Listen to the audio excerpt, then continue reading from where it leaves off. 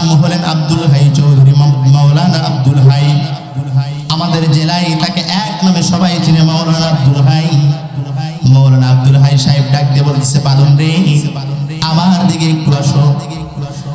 ডাক দিয়ে বললেন, বাদন সত্যি করে বলবা তুমি কাকে কাকে ভোট দিয়েছো? ডাক দিয়ে বলতেছে, হুজুর প্রায় 5 জন চেয়ারম্যান আমার কাছে আসছে একে একে। ডাক দিয়ে বলে, বাদন রে তুমি আমাকে ভোট দিও। আমি বলছি হ্যাঁ ঠিক আছে দিব। একটা বিড়ির প্যাকেট আমার উপহার দিয়েছে। হুজুর আমি 5 জনের থেকেও যেহেতু উপহার নিয়েছি, এই জন্য ভোটের দিন 5 জনরেই ভোট দিয়ে দিয়েছি।